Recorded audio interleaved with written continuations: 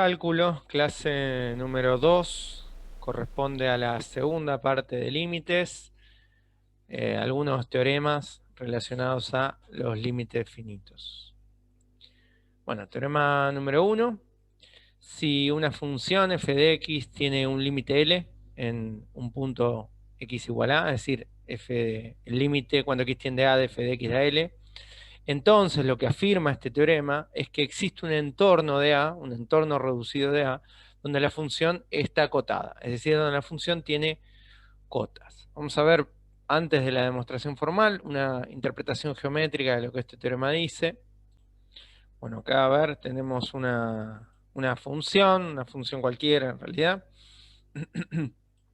y un valor L, donde la función admite límite. ¿Qué significaba eso? Que si yo trazo un epsilon, el que yo quiera, ¿no? Un epsilon cualquiera, y le pido a un entorno del valor A que cumpla que todas las imágenes de los números de ese entorno caigan entre L más epsilon y L menos epsilon, es decir, que caigan entre esas franjas. Por ejemplo, si considero, a ver, ese entorno no me sirve porque tiene puntos ese entorno donde las imágenes están o por arriba del entorno de L o por debajo. Entonces, lo que me afirma la existencia del límite es que puedo encontrar un entorno, no que todos los entornos lo van a cumplir. Entonces, yo puedo achicar el delta para, por ejemplo, ahí encontrar un entorno donde todos los valores caigan ahí dentro de las franjas pedidas. Bueno, ¿qué es lo que me dice este teorema? Bueno, que si yo me quedo con un sector de la función, ¿sí? Ahora vamos a apagar el sector naranja y momentáneamente este sector y el punto arbitrario. Yo me quedo con un sector de la función definida precisamente por el intervalo. Si apago la función, me quedo con ese sector. Ese sector está acotado. ¿Qué significa que está acotado? Bueno, que hay valores que son más grandes que todas esas imágenes. ¿Sí? Yo puedo encontrar valores más grandes que esas imágenes, lo cual es perfectamente lógico. Acá, por ejemplo, si tomamos este valor, es más grande que todos los valores del entorno. Fíjense que las imágenes crecen hasta ahí, ese es el valor más grande del entorno, entonces todos estos valores son cotas superiores de las X del entorno, ¿no? Los f de X en realidad. Todos estos valores tienen imágenes inferiores al valor que yo tracé. Entonces, bueno, esto va a ocurrir, yo siempre voy a poder encontrar una cota si la función tiene límite. Eso es lo que afirma el teorema número 1. Vamos a demostrar eso formalmente. Por hipótesis, la función tiene límite, el límite cuando x tiende a de f de x es L, y voy a considerar un epsilon positivo. El epsilon, recuerden que es arbitrario, la única condición es que tiene que ser positivo. Entonces, como tiene límite por hipótesis, se tiene que cumplir que existe el delta tal que me genere este entorno. Este primer entorno es el entorno del gráfico que habíamos trazado en verde, y tal que todos los X que estén dentro de ese entorno tengan sus imágenes dentro del entorno de L, es decir, entre las franjas naranjas, según el gráfico que tenía recién. Esto hasta acá es pasar en limpio la información que me da la hipótesis, que la función tiene límite. Bien, si considero esta parte de acá, esta parte después del entonces, de la definición de límite, este módulo cumple con una de tantas propiedades modulares, que es que la resta de los módulos es menor al módulo de la resta. Bueno, esto es una propiedad de módulo, pero si quieren lo analizamos por arriba. Si f de x y L son números positivos, estas dos cuentas dan igual, ¿sí? Porque acá es una resta y acá también. Ahora, si uno de los dos fuese negativo, por ejemplo L, acá f de x menos este número negativo se transformaría en una suma, y acá seguiría siendo una resta, así que este lado es menor que el segundo miembro. Si f de x fuese negativo, en lugar de L, tenemos menos un número menos otro número. En módulo es como si los estuviese sumando. Y de este lado sigue siendo una resta, así que este lado es menor. Y si ambos fuesen negativos, bueno, nuevamente de este lado tengo una resta y de este lado tengo otra resta, así que este lado es también menor, ¿no? Esto es una propiedad que cumplen todos los módulos, más allá de esta verificación un poquitito en el aire que estoy haciendo. Bueno, muy bien. ¿Qué podemos concluir de estos dos renglones? Bueno, que si este primer miembro de la ecuación, digamos la parte A de la inecuación, es menor a la parte B, y la parte B, que es el módulo de f de x menos L, que está repetida acá arriba, es menor que epsilon, entonces la parte A, al ser menor al módulo, y el módulo ser menor al epsilon, la parte A tiene que ser menor al epsilon, ¿no? Por lo que sería una especie de silogismo hipotético. Bueno, si tomamos esto en cuenta, esto que está acá abajo, menos el módulo de L, como L existe por hipótesis, L es un número que existe, entonces este número L lo puedo pasar sumando hacia el otro lado, y me queda que el módulo de la función de f de x, que f de x, es menor que epsilon más el módulo del límite. ¿Y qué quería probar yo? Bueno, que todos los f de x ahí, que están dentro de este entorno, tienen cota superior. Bueno, acá está, entonces, epsilon más L es una cota superior de las imágenes de la función, así que he probado la tesis. Para todos los valores del entorno, la función admite cota superior. Así que el teorema queda probado. Como la función es arbitraria, el límite es arbitrario, queda probado para cualquier función que tenga límite. Bueno, teorema número 2. De nuevo, tomo una función que tiene límite L en un punto x igual a, y en este caso lo que vamos a considerar es un número kappa que cumpla con la condición de ser mayor al límite. Kappa es un número cualquiera con la condición de ser mayor al límite. Entonces, lo que afirma el teorema número 2, que existe ahora un entorno reducido de A donde la función es menor que kappa. ¿Qué significa que la función sea menor que kappa? Bueno, que todos los x del entorno de A tienen sus imágenes menores al número kappa, que el número kappa es un número arbitrario cualquiera, siempre y cuando sea mayor que L. Vamos a ver esto también desde un gráfico. Bueno, a ver ahí, tomamos la misma función que recién.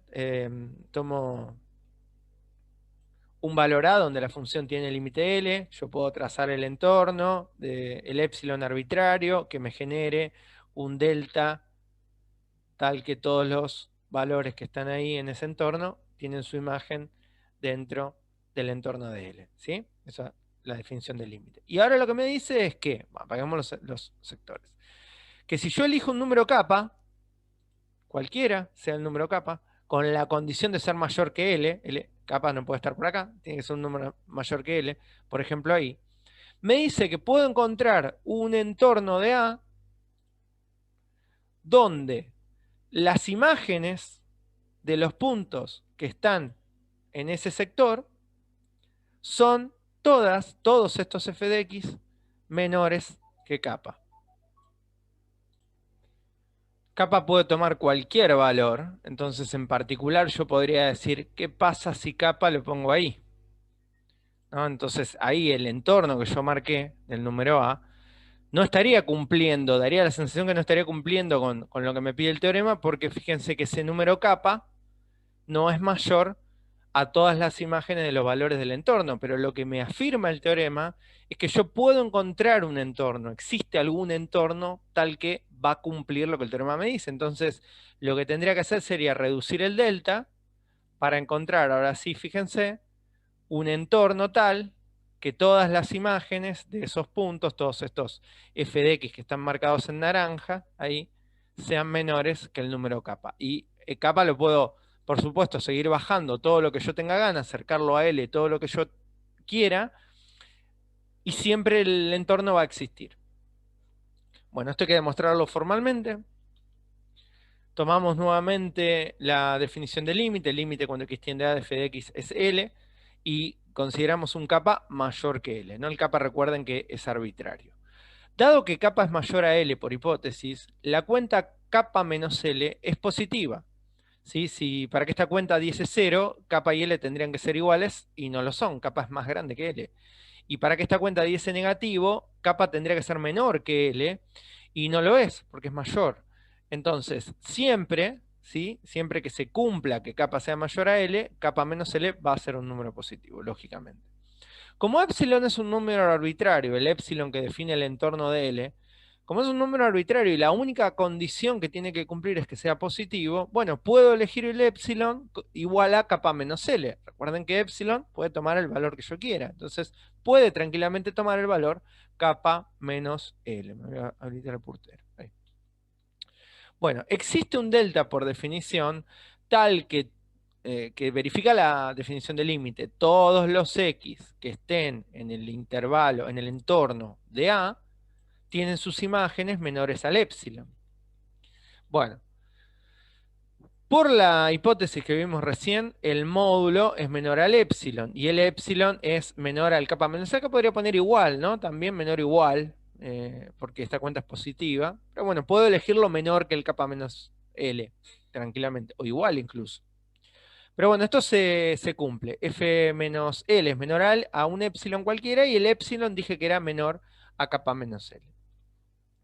Bueno, hay una propiedad de módulo nuevamente que me dice que el módulo de una resta es siempre mayor a la resta sin el módulo.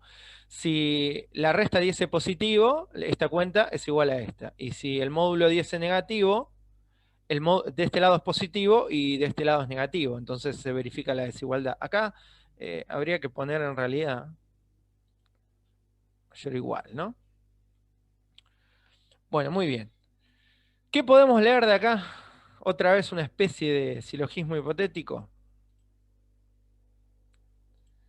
Esta parte, que sería la expresión sin el módulo, es menor o igual al módulo.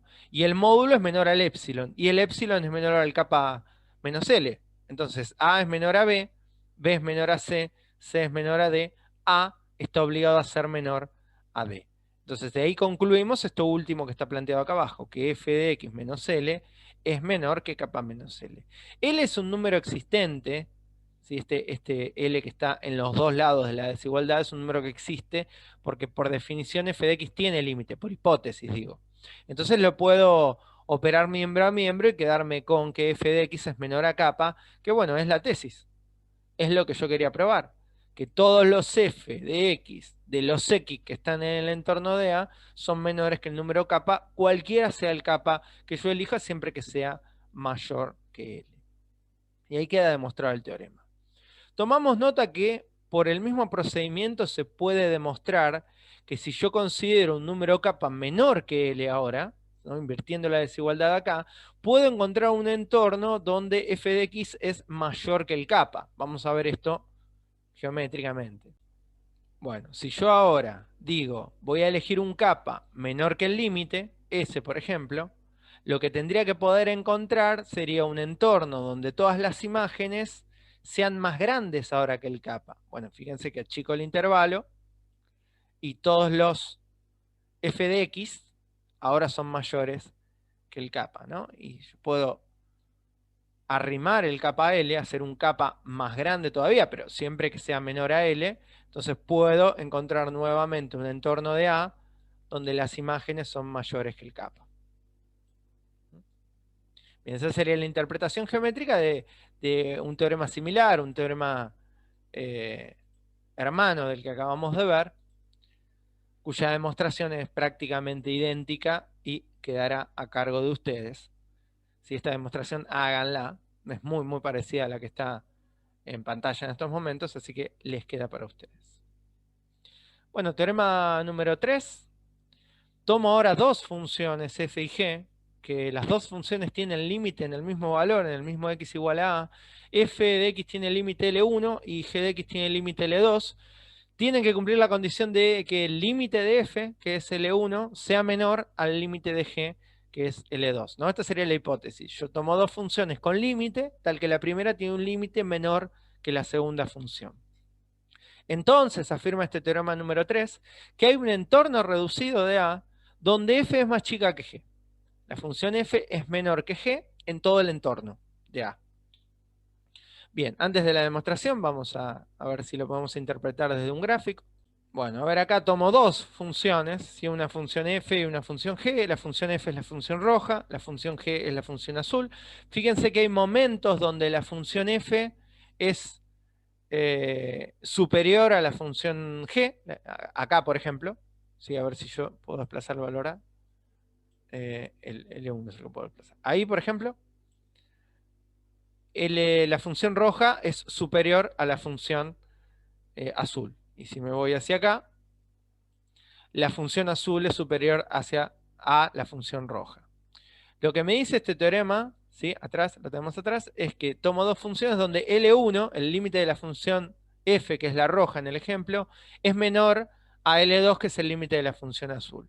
Acá tenemos L1 es el límite cuando x tiende a de la función roja. Yo tomo un epsilon para la función roja, un epsilon arbitrario, un epsilon e sub 1, lo llamo en el gráfico, y puedo determinar un entorno de A donde todas las imágenes de esos puntos arbitrarios caen dentro de las franjas naranjas, o en este caso son más tirando a rojo. Apago, apago, apago, apago y apago.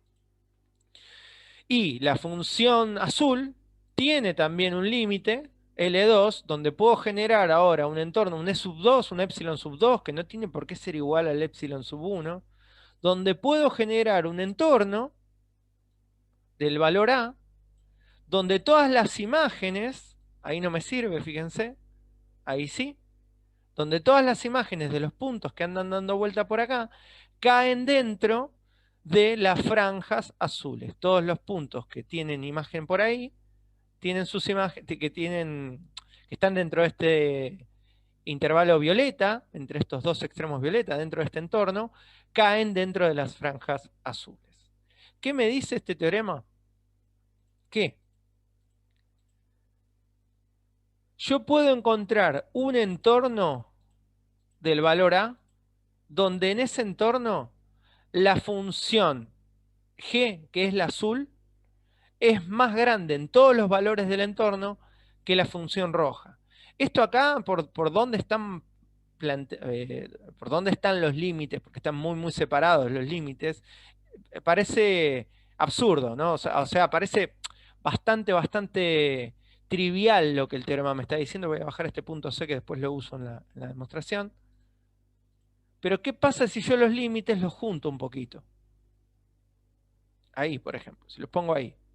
Entonces ahora tengo un entorno, ¿sí? Ahí, por ejemplo, un entorno, el entorno verde, y las imágenes de los puntos ahí, acá yo tengo la función azul arriba de la función roja, ahí tengo la función azul arriba de la función roja, pero cuando me arrimo al borde, ahí, la función roja está arriba de la función azul.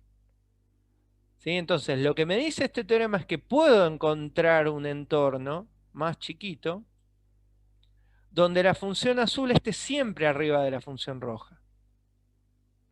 Y si los límites los junto más todavía, o sea, me arrimo más ahí, bueno, ahora otra vez dejó de servirme el entorno verde, porque los valores, fíjense que acá la función roja está por debajo de la función azul y ahí ya no. Entonces, ¿qué pasa? El teorema me afirma que por más que este entorno no me sirva, puedo encontrar uno donde lo que me afirma la tesis se cumpla. Siempre puedo encontrar un entorno donde se cumpla la condición que le estoy pidiendo. Bueno, para la demostración formal, tomamos lo que me dice la hipótesis, que f de x, cuando x tiende a, tiene límite L1, y que g de x, cuando x tiende a, tiene límite L2, ¿sí? Y vamos a usar el teorema anterior. El teorema anterior nos garantizaba que si una función tiene límite, yo puedo encontrar un kappa que, si tiene la condición de ser más grande que el límite, que en este caso es el valor que en el teorema 2 llamamos kappa, acá lo estoy llamando C, que si ese valor C es más grande que el límite, que en este caso es L1, a ver si lo dije un poco desprolijo, lo paso en limpio, estoy aplicando el teorema 2 al límite de F. Estoy encontrando un valor C más grande que el límite, entonces el teorema 2 me garantiza que exista un entorno del valor A, ¿sí? Que en este caso lo voy a llamar entorno 1, con un radio delta 1, donde ¿qué tenía que ocurrir? La función es siempre menor a C. Esto es lo que decía el teorema anterior. Vamos al gráfico para mostrar lo que estoy diciendo. Sería este entorno. Ahí. Vamos a agrandar un poquito. Este sería el delta 1. ¿Sí? Donde para L1 elegí un valor C este valor C es más grande que L1, entonces todos los puntos de ese entorno tienen sus imágenes menores a ese valor C. ¿Sí? Este entorno verde cumple con la condición de que todas las imágenes son menores a C. Esto me lo garantiza el teorema 2. Bien. El corolario del teorema 2, lo que les dije recién a ustedes que les queda pendiente para demostrar, era que si considero ahora un valor menor que L2, un valor menor que L2, ha de existir un entorno donde la función es más grande que ese valor menor que L2. Ahora, como L1 es menor estricto a L2, yo siempre puedo encontrar un valor C que esté entre L1 y L2. Entonces ese mismo valor C que es más grande que L1 es más chico que L2. Vamos al gráfico. Este valor C siempre lo puedo encontrar entre L1 y L2. Por más que lo junte mucho L1 y L2, siempre hay un valor. Entre los números reales siempre hay un, al menos, en realidad hay infinitos, ¿no? Pero siempre puedo encontrar al menos uno entre dos valores que sean menores estrictos. Entonces ese valor C, que está entre L1 y L2, por el teorema 2, tiene un entorno tal que todas las imágenes de el entorno verde, en este caso, son menores que C. Y por el corolario del teorema 2, si yo elijo ese valor C menor que L2, debe existir un entorno, que en este caso lo estoy llamando E sub 2, con un radio delta 2, donde las imágenes de G sean menores que C. En el gráfico sería, apago ese entorno, o lo dejo prendido, sería este segundo sector, ahora lo voy a apagar, donde todas las imágenes de los valores azules, ¿sí? La imagen más chica de los valores azules anda por acá. ¿Eh? Ahí. Entonces, todas las imágenes de los valores que están en el sector violeta son mayores que C. Ahora bien, estos dos entornos no tienen por qué ser iguales. Si acá eh, están como superpuestos y por ahí no se llega a ver, pero como los radios delta 1 y delta 2 pueden ser diferentes, uno de los dos entornos puede ser más grande que el otro. Pero ¿qué pasa? Tiene que necesariamente haber una intersección entre los dos entornos. Tiene que haber uno de los dos que sea más chico que el otro. Vuelvo al dibujo. Si el más chico es el violeta, como está dibujado ahora, me quedo con el violeta. Y si el más chico es el verde, me quedo con el verde. Uno de los dos necesariamente tiene que estar adentro del otro. Como los dos tienen centro en A, no pueden estar desfasados. Si la intersección necesariamente tiene que ser uno de los dos. ¿Podrían ser iguales? Sí, podrían ser iguales, entonces me quedo con cualquiera. Pero la cuestión es que en el más chico de los dos entornos han de cumplirse las dos condiciones. ¿Cuáles son las dos condiciones? Que todas las imágenes del primer entorno son más chicas que C y que todas las imágenes del segundo entorno son más grandes que C. Entonces, si hay una intersección donde se cumplen las dos, tiene que ocurrir que las imágenes sean de F sean menores que C por la primera condición y que además, por la segunda condición, las imágenes de G sean mayores que C. Entonces, si F de X es menor que C y C es menor que G de X, ¿a qué conclusión arribo en ese intervalo? Bueno, que F es menor que G. Estos menores son estrictos. Entonces, como F es menor que G, probé la tesis. Encuentro un entorno donde F es menor que G. Bueno, eso concluye la demostración. Hay, por supuesto, una observación que vamos a hacer. Acá este teorema habla de dos funciones con límite que cumplan la condición de L1 ser menor que L2. Bueno, ¿y qué pasará si L1 es mayor que L2? Bueno, tendrá que existir un entorno donde F sea mayor que G. La demostración es calcada a la que está acá, dando vuelta a algunas desigualdades. Esa observación, ese corolario, ese teorema hermano, el teorema número 3, lo tendrán que demostrar ustedes. Teorema número 4 es la unicidad del límite. Este es un teorema muy importante desde el punto de vista teórico.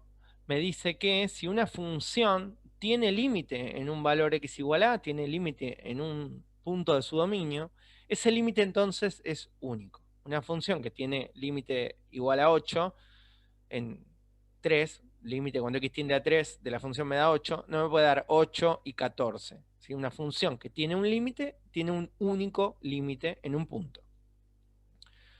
Bueno, esto no hay una interpretación geométrica porque no puede ocurrir que una función tenga límites diferentes. ¿Sí? Si tiene un límite, es un único límite. Para demostrarlo vamos a usar el absurdo y el teorema anterior. ¿Qué sería demostrar por el absurdo? Bueno, sería suponer que algo es verdadero y probar que se llega a una contradicción, algo que no puede ocurrir, entonces se niega lo que supuse verdadero. ¿Qué es lo que suponemos por el absurdo? Que tengo una función que tiene dos límites, L1 y L2, y que esos límites son diferentes, en este caso particular, que L1 es más chico que L2. Si acá no está contenida la igualdad, es un menor estricto, porque bueno, si contemplo la igualdad, bueno, es lo que quiero probar, ¿no? Que los límites son iguales, que no pueden ser diferentes. Entonces, le pido a L1, que es límite de f de x, que sea más chico estricto que L2. Entonces, ¿qué ocurre? Tengo límite cuando x tiende a de la función da L1 y límite cuando x tiende a de la función es igual a L2, con L1 más chico que L2. ¿Qué me decía el teorema previo? Que si yo tengo dos funciones, que en este caso son f y f, que tienen límites tales que uno es más chico que el otro, puedo encontrar un entorno reducido donde la primera función que tiene el límite más chico es siempre menor que la segunda función que tiene el límite más grande. Entonces, aplicado ese teorema a esta hipótesis que yo planteé, hay un entorno de A donde la función f es más chica que la función f. Esto, por supuesto, es absurdo. Es ridículo. La función f es siempre igual a la función f. Es la misma función. Entonces, como esto es absurdo, niego lo que supuse. ¿Qué supuse? Que L1 es más chico que L2. Entonces, por ahora, lo que puedo afirmar es que si L1 no es más chico que L2, o es más grande o es igual. Si no es más chico, o es igual o es más grande. No me alcanza esto para probar mi teorema, no me alcanza como demostración. Entonces, ¿qué supongo ahora? Que L1 es más grande que L2. ¿Sí? De las dos posibilidades que tengo, que sea más grande o que sea igual, supongo que es más grande. Entonces ahora pasa lo mismo. Vuelvo a aplicar el teorema anterior, en realidad el corolario. Si L1 es más grande que L2, tiene que haber un entorno de A donde la primera función, que es f, sea más grande ahora que la segunda función, que es f, y que como son la misma función, hay un entorno donde f es más grande que f. Esto vuelve a ser absurdo, entonces L1 no es más grande que L2. Entonces, tenía dos posibilidades, que sea más grande o que sea igual. Si no es más grande, la única chance que le queda es que sean iguales. Entonces, he probado la unicidad. Ahí probé el teorema. Si una función tiene límite L1 y L2, bueno, tienen que ser iguales, o sea, tienen que ser el mismo número. Bien, teorema 5. El teorema 5 es la propiedad del sándwich. Nosotros lo vamos a demostrar, así que tendría que ser el teorema del sándwich, pero en muchos textos aparece como propiedad porque se utiliza para resolver algunos ejercicios. Entonces por eso hago esta aclaración. Tomo tres funciones en este caso, f, g y h. Y son funciones que verifican que la primera función f tiene límite L. La tercera función h tiene límite L, es decir, f y h tienen el mismo límite, ¿sí? Y además, estas tres propiedades cumplen con la condición de que, al menos en el entorno de A donde estoy trabajando, f es siempre menor o igual que g, y g es siempre menor o igual que h. ¿Sí? Son tres funciones, tales que f está abajo de todo, g está en el medio y h está siempre arriba de las tres funciones, si armase un gráfico cartesiano. Bueno, ¿qué me afirma la propiedad del sándwich? Que entonces el límite de g también es L. ¿Por qué se le dice propiedad del sándwich? Bueno, obvios motivos.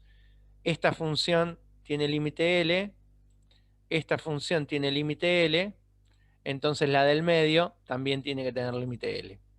Esto afirma el teorema, ¿no? La función f tiene límite L, la función h tiene límite L. Ojo, no L1 y L2, ¿sí? Les puse L a las dos porque tienen que ser al mismo límite y tienen que respetar, por supuesto, esta desigualdad constante en el entorno. Entonces el límite de la función del medio también es L. Bueno, vamos a demostrar esto formalmente. Elijo un epsilon mayor a 0. Se cumple para el primer límite, para el límite cuando x tiende a de f de x igual a L, que hay un delta sub 1 positivo, tal que todos los x que están en el entorno del delta sub 1 caen alrededor del valor L para f. ¿No? Esta es la definición de límite. Bueno, si el módulo de f de x menos L es menor a epsilon, acá faltó el módulo. Ah, no, está bien. Entonces, ¿qué tiene que ocurrir con lo que está adentro el módulo? Bueno, tiene que estar comprendido entre menos epsilon y epsilon. Esta es una propiedad del módulo también, ¿no?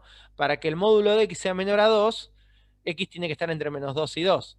Para que el módulo de algo sea menor que 8, tiene que estar entre menos 8 y 8. Bueno, para que el módulo de f de x menos L sea menor a epsilon, esta cuenta, el argumento del módulo, tiene que estar entre menos epsilon y epsilon. Si yo ahora paso sumando el límite L hacia ambos lados de la inecuación, o sumo a los tres términos L, me queda que menos epsilon más L es menor a f de x, y f de x es menor a epsilon más L. Bueno, debe existir también para algún epsilon que puede ser igual o no, considerando ahora el límite de h, un delta 2 que puede ser, que tiene que ser positivo, pero puede ser más grande o puede ser más chico que delta 1, eso no importa, pero tiene que existir un delta 2 tal que para todos los x que estén en el entorno del número a, se cumpla que el módulo ahora de h menos L sea menor al epsilon. Le estoy aplicando la definición del límite al límite h, a este de acá. Bueno, voy a aplicar este mismo procedimiento modular a el módulo de h menos L menor al epsilon. Entonces, de nuevo, desarmo el módulo. El argumento del módulo tiene que estar entre menos epsilon y epsilon. Acá alguien me podría decir, ¿y los epsilon están obligados a ser iguales? No, pero pueden ser iguales, así que no hace falta que le ponga epsilon 1 y epsilon 2. Voy a pasar L sumando, voy a sumar a los tres miembros de la desigualdad L, para que me quede que menos epsilon más L es menor que h, y que h es menor que epsilon más L. ¿Sí?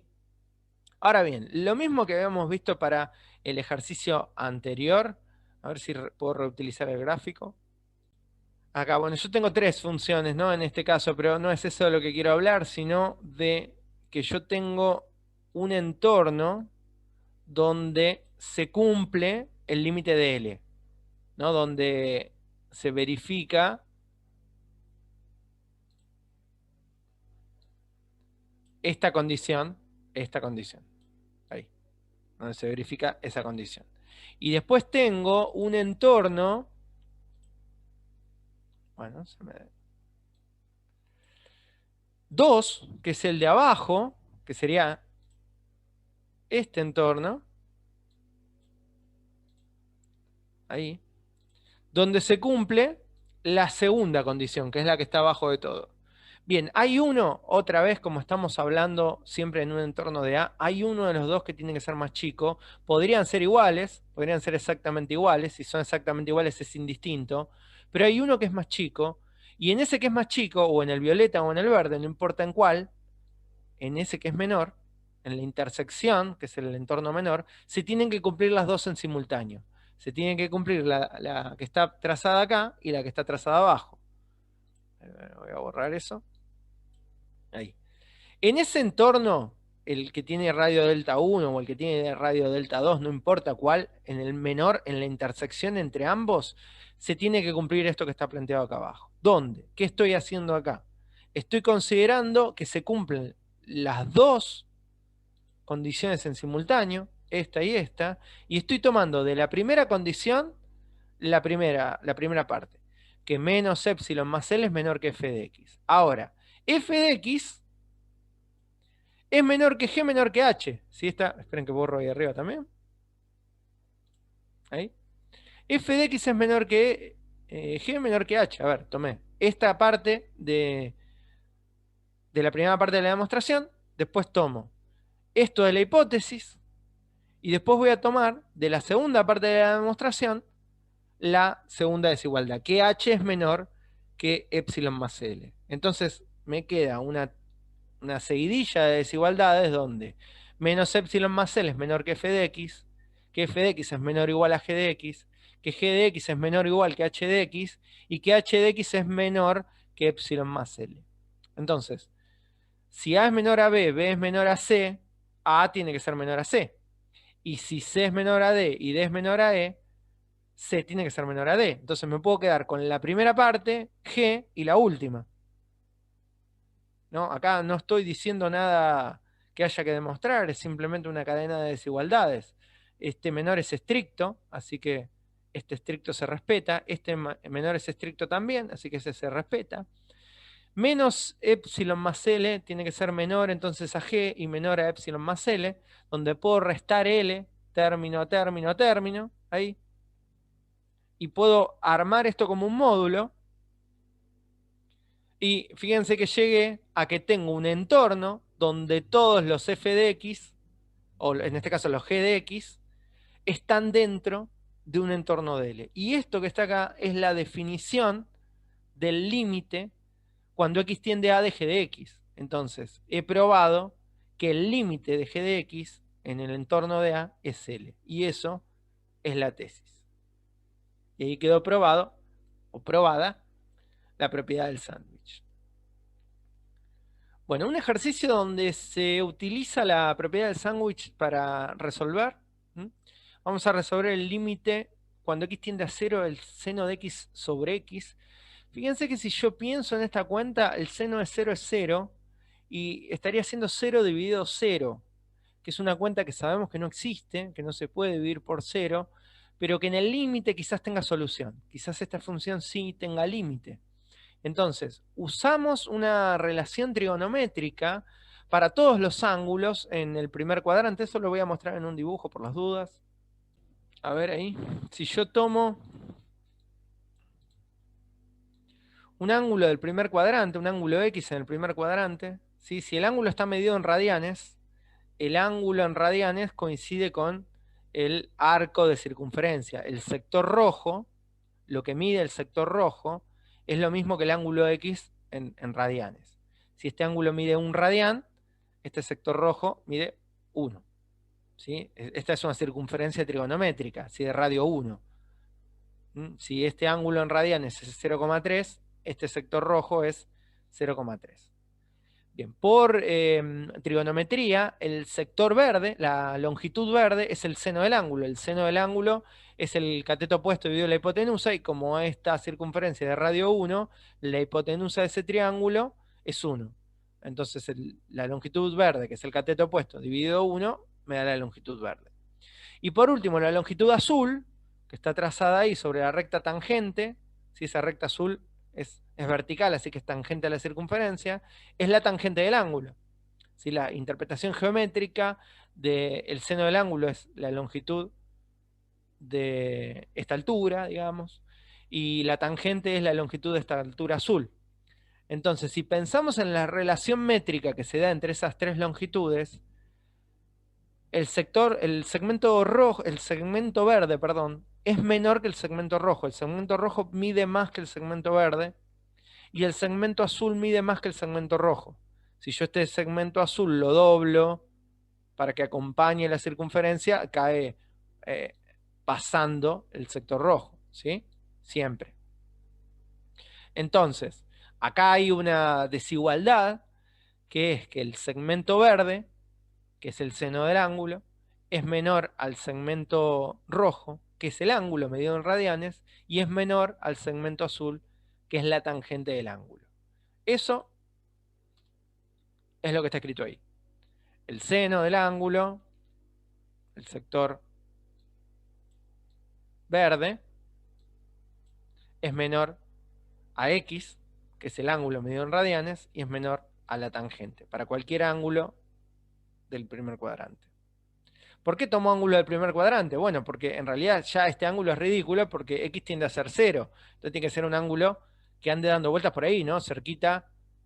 Bueno, se me fue se me pegó al... Bueno, me desapareció porque se me pegó al... Ahí está. Tiene que ser un ángulo próximo a 0. cerquita de 0. Bien. Entonces, esa desigualdad que vemos geométricamente se cumple. Esto también lo podríamos pensar como una propiedad trigonométrica. No hace falta que recurramos a una interpretación geométrica, pero para que se entienda de dónde está saliendo esta desigualdad.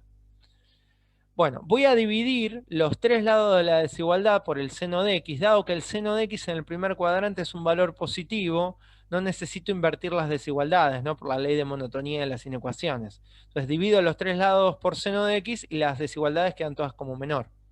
Seno de x sobre x sobre seno de x, menor a tangente de x sobre seno de x. Esto lógicamente va a dar 1. Lo que voy a hacer ahora es invertir. Si yo invierto las tres fracciones, ahora sí se dan vuelta las desigualdades. De nuevo, propiedad de las inecuaciones. Seno de x sobre x lo puse como 1. Se invierte la desigualdad, se da vuelta, inverso multiplicativo de x sobre seno de x sobre x. Y acá me queda el seno arriba y la tangente abajo, que lo escribo de esta manera, para que se vea más sencillo. Recordemos que tangente es seno sobre coseno. Entonces el seno se simplifica con el seno y el coseno pasa hacia arriba. ¿No? Esta tangente es seno sobre coseno. 1 sobre seno sobre coseno es coseno sobre seno. Seno con seno se simplifica y me queda coseno. Escríbanlo esto por las dudas si no está del todo claro ahí. Fíjense que hay un error de tipeo mayor. Bueno, entonces, de este lado me queda coseno. Me queda 1 mayor al seno de x sobre x mayor al coseno, para valores que andan en el primer cuadrante, es decir, alrededor de 0. Si aplico límite ahora a los tres lados de la inecuación, me queda que el límite de 1 es mayor al límite del seno de x sobre x y es mayor al límite del coseno de x, todo cuando x tiende a ser 0. El límite de una constante, vamos a ver en una de las propiedades algebraicas, por ahora créanmela, pero ya lo vamos a ver. Igual es bastante fácil de interpretar, ¿no? Porque si uno no tiene x, esta función constante siempre vale 1, no importa dónde me pare. Entonces la x no interviene. El límite cuando x tiende a 0 de 1 es 1, y cuando x tiende a 8000 también es 1. Desde este lado, este límite me da 1. Y el límite cuando x tiende a 0 del coseno sería el coseno de 0. ¿No? Si yo me arrimo al coseno de 0, el coseno de 0 da 1. Entonces es dable pensar, se puede demostrar si quieren, y yo para esta demostración no lo voy a hacer, se puede demostrar con los epsilon y los delta, también se puede resolver usando propiedades, que el límite cuando x tiende a 0 del coseno de 0 o del coseno de x es 1.